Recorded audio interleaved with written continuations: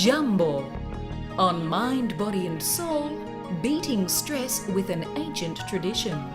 Spring into action with clinical Pilates and the vegetarian road to health. But first, plugging into naturopathy in the age of information. Too busy and stressed out to take better care of yourself? Now you have no excuse. Naturopathy has entered the cyber age thanks to naturopath homeopath Carol J. Toms. When people think of naturopathy, computers are the last things that spring to mind.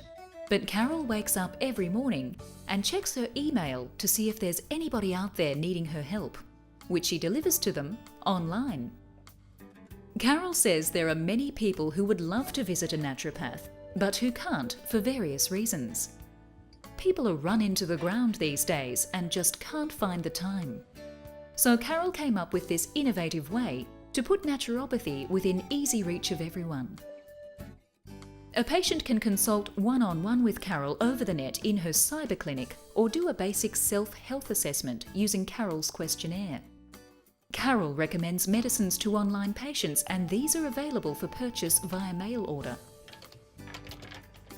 You can pick up 11 healthy tips which will leave you feeling great, or educate yourself on little understood health dilemmas such as Candida, which all of us consuming a Western diet should be well aware of. There is also valuable information for those preparing for pregnancy and those going through menopause or suffering from premenstrual tension. Carol is also willing to share her extensive knowledge of dream interpretation with people all over the world, saying that dreams always hold a clue to the things that are going on in our lives right now. So if you've ever wanted a naturopathic consultation but are too busy or isolated to find a practitioner, check out Naturopathy online and let Carol lend you a healing hand.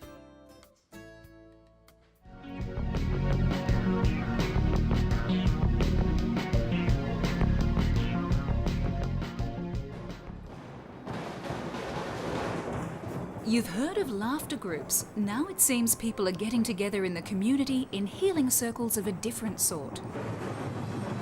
Drumming is taking off all over the planet as the latest form of relaxation and therapy.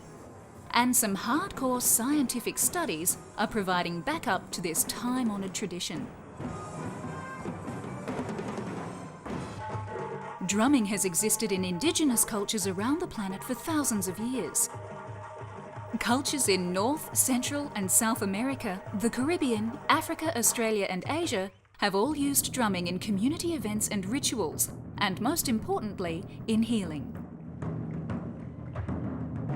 Anthropologists say that shamanic healing techniques may have existed for as long as 20,000 years. Now, modern science is catching up. A recent set of studies have shown that different drumming rhythms have a positive effect on children suffering from autism.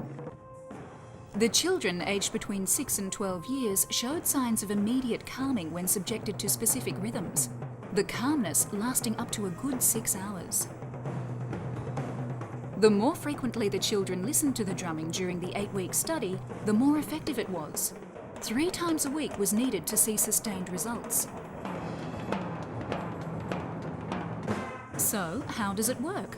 Scientists have discovered that repetitive external rhythms have an effect on your body and brain's internal rhythms.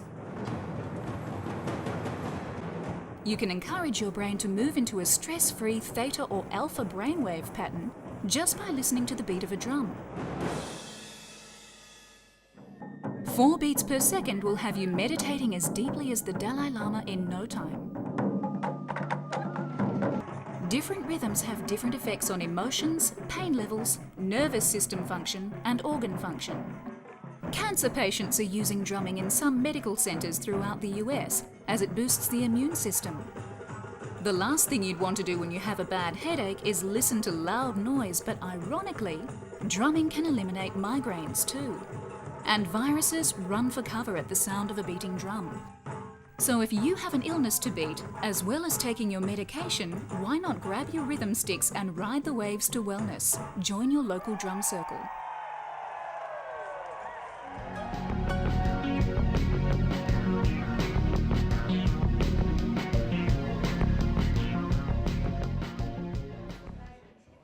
Pilates has been the movement of the moment for quite some time now. Appearing as if out of nowhere in Hollywood a couple of years ago, the unique form of exercise has taken the world by storm. But this is not just another flash-in-the-pan trend.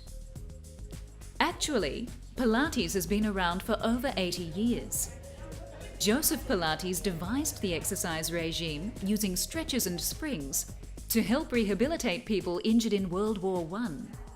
His exercises seemed to hasten the recovery of patients.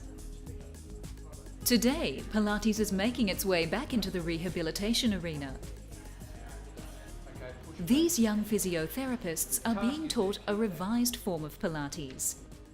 Recent research into spinal stability has shown that this form of exercise is essential for the reconditioning of the spine, particularly the lower back. Some of the original exercises have been cut from the regime as research can't support their efficacy. What's left over is a set of proven effective exercises now known as clinical Pilates. Craig Phillips, head of Dance Medicine Australia, is making sure the students are rigorously trained in the fundamentals of clinical Pilates before venturing out into the workplace to deal with real patients. Pilates differs from more conventional forms of exercise in a number of ways. Firstly, there is an emphasis placed on conditioning the muscles surrounding the torso and back. These muscles are called core muscles, and core strength is essential if a stable frame for the body is to be created. Arms and legs work more efficiently if they are attached to a stable base. Another important factor that sets Pilates apart from other forms of fitness, such as weightlifting and gym work, is that strength and strengthening of the muscles is secondary to the reconditioning of the neuropathways connecting muscle movement to the brain.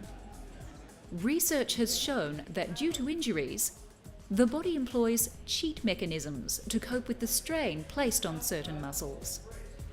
As a muscle becomes injured, it either becomes long and weak or short and tight. To compensate, the brain employs the help of extra muscles surrounding the injured one to complete the movement task. Over-recruitment, as this is called, can lead to all sorts of pain later on. Because we do certain movements every day, we cease to feel or register the impact it is having on our muscles. So when we go to exercise, we tend to put too much stress on our muscles so that we can feel the muscle being worked out. Pilates remedies this with body awareness. The students keep tabs on each other's progress as they trial some of the exercises. They make sure the person on the stretcher-like machine is using their back correctly. Springs at the base of the machine can be attached or released to adjust the tension. Remember, the emphasis is not on strengthening. Traditional Pilates used floor work first, and then the patients graduated to using the machines. Clinical Pilates knows that using machines first is key to redeveloping the brain and muscle connection. Only when you are proficient on the machines can you graduate to doing floor exercises at home. Simple mid-range movements on the machines are repeated hundreds of times to make sure a definite pathway using the correct muscles is laid down in the brain. Over time, this correct movement will become second nature to the patient. Hopefully, the patient will begin to use the correct muscles when he employs this movement to perform everyday tasks. Breathing is key to any form of exercise, whether it be yoga or aerobics. Craig stresses the importance of breath to his class. The correct employment of the diaphragm is crucial to stability and balance. Back pain is a looming problem in Western countries. As the baby boomer generation grows older, lower back pain is becoming very common. Governments are worried about escalating healthcare costs. Pilates is being used by professional health practitioners to put the brakes on back pain.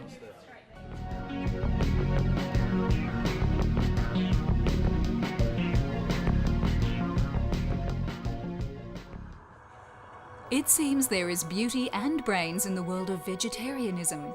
Albert Einstein expounded great universal truths, and Christy Turlington walked up a storm on the runway. Liv Tyler, a vegetarian, is all peace-loving and mung beans, but then again, Hitler never ate a morsel of meat either. The vegetarian lifestyle is becoming increasingly popular, and you don't have to wear your hair in braids to enjoy it. So what's the big deal about the veggie meal?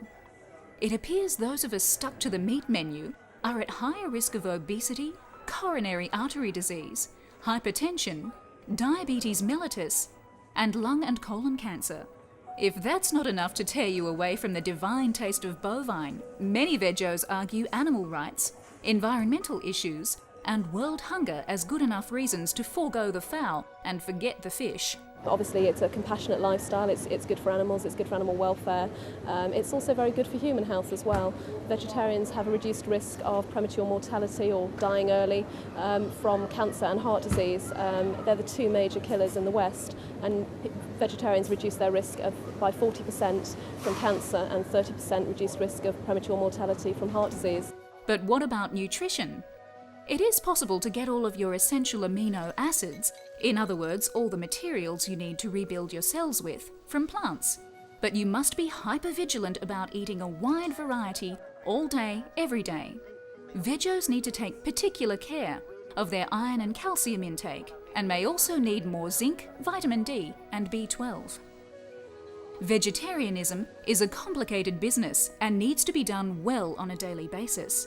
But the fruits of your efforts will be rewarding. It's not about converting people, it's about celebrating the vegetarian lifestyle and vegetarian food and saying, hey, look at us, we're not all pale and unhealthy looking, and I've got twice as much energy, which is really strange since I became vegetarian. Daryl Hannah, star of Kill Bill, credits her excellent blood pressure and cholesterol levels to 3 decades of vegetarianism and daily exercise. Daryl is currently convincing women to take better care of their heart health. Heart disease is the biggest killer of women in the US. So if you've been diagnosed with coronary artery disease or high cholesterol, it may be time to move away from meat and become a happy herbivore. A vegetarian diet is scientifically proven to reverse the damage of clogged arteries and give you a better chance at leading a more active, healthy lifestyle.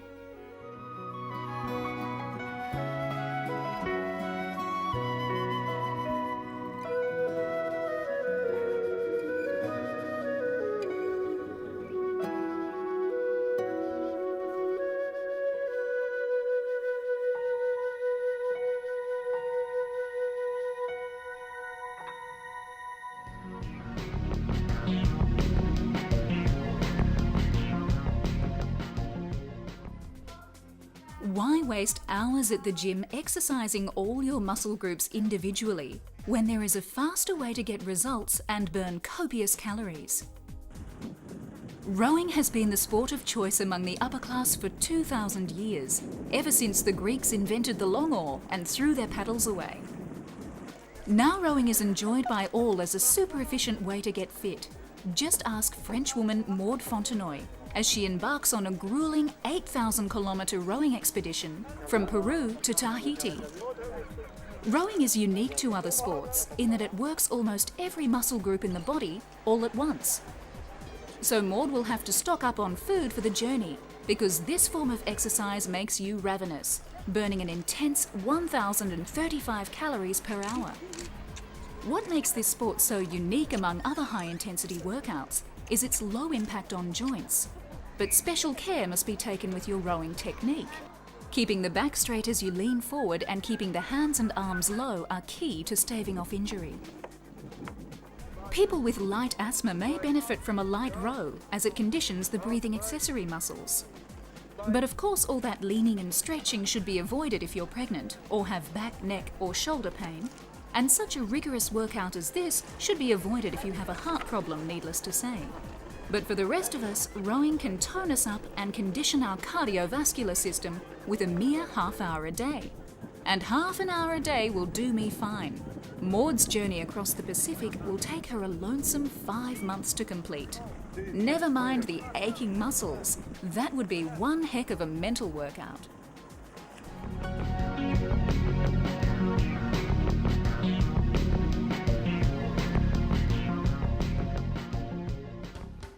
Argentina is fast discovering that nothing quite beats the freshness and quality of homegrown produce. Struggling with a failing economy and resultant hunger, Argentinians are taking matters into their own hands by setting up community gardens. Fruit, veggies, chickens and eggs abound in this Epicurean landscape. Everyone pitches in to get the job done. Gardening methods are wholly organic. Only fruit peelings are used as fertilisers. Definitely no chemicals allowed. Nearly 3 million people live off the produce from about 500,000 community gardens across the country. They run on volunteer power and good old-fashioned hard work. The government pitches in too with a little bit of funding, which goes into hiring technicians who teach organic farm techniques. These chickens live off the refuse of the garden. Everything has its role. Clay ovens are built for bread baking, saving much money on gas and providing everyone with warm, savoury sustenance. Argentina's economic situation has been dire for the past couple of years. What once was a nation considered the food bowl of the world in terms of beef and grain has been reduced to a nation where 1 in 4 children go hungry. More than 3 million people are now below the poverty line. These community gardens are proving to be the saving grace of the nation. Neighbourhood groups, bartering and co-ops are all springing up as a result of these prolific patches. But perhaps the best thing about eating your own homegrown produce is the final product, where all the ingredients are whipped into some nourishing, flavoursome culinary delight. At the end of the day, everyone gets to enjoy the fruits of their labour.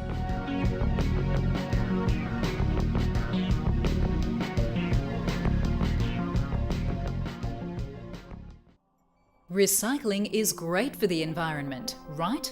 Not in this case. Computer recycling is contaminating workers with a devastating concoction of chemicals, according to Greenpeace.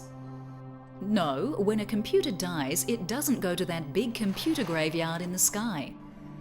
Chances are it comes here to be stripped of usable parts and then burned.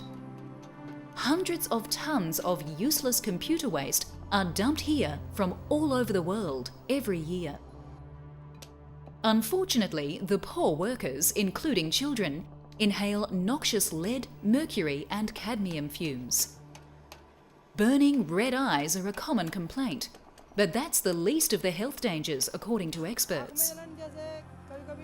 Greenpeace scientists say the air and soil at these sites is highly contaminated. Workers dip circuit boards and cables into plastic containers of acid to dissolve the copper and silver elements. The acid is often dumped down the drain.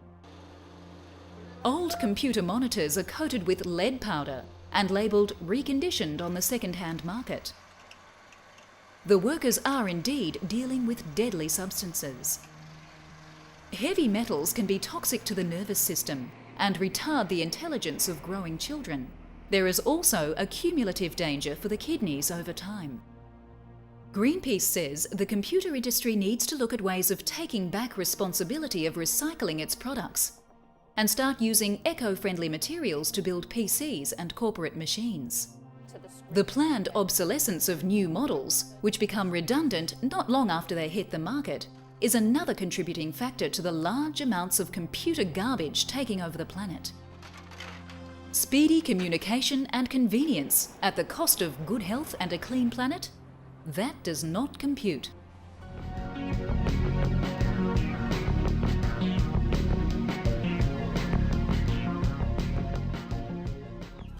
Finally, rural Cambodians are cooking with gas. A simple cup of tea used to mean foraging far and wide for firewood until the biodigester came to town. This part of Cambodia is renowned for its harsh living conditions. Pouring with rain one minute, sweltering with humidity the next. In this village, north of Phnom Penh, life is basic. Walking into the kitchen is like taking a step back in time. But recently, the 30-household village has entered the world of modcons. Kitchen cooking is now done with gas at the convenient turn of a tap. Cooking with gas may not sound like much to you and I, but these Cambodians are not only entering the world of convenience, they are doing it with conservational style. Just a few months ago, Li Lang had to burn firewood to cook her family's daily meals.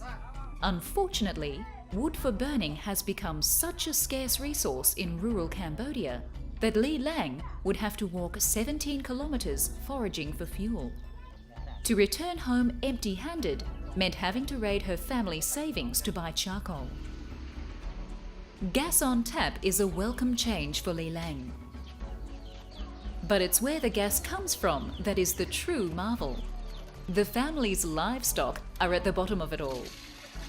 Cattle and pig dung are tipped into a channel along with human effluent.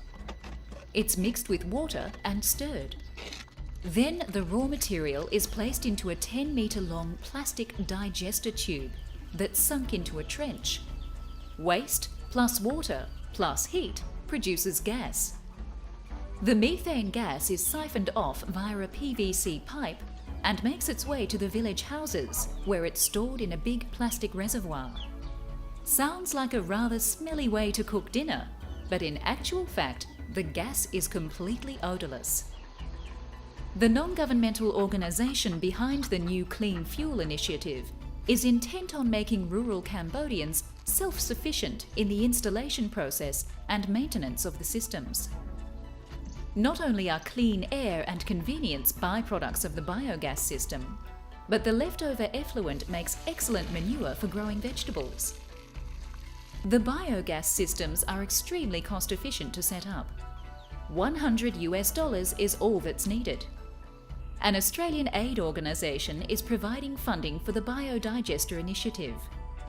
Hopefully, more villagers will be able to experience a meal cooked with environmentally friendly gas in the not-too-distant future, saving money and laying hard work to rest. Li Lang is just happy that her pots and pans remain brighter and cleaner, and she doesn't have to trek 17 kilometres a day.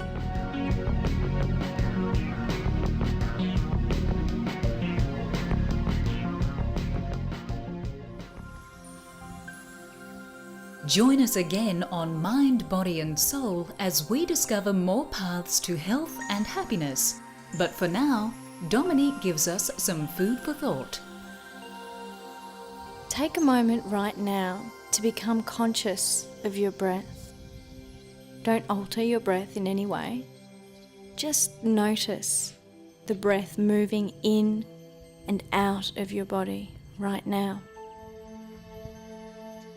The simple act of becoming conscious of your breath helps to ground your awareness in the present moment.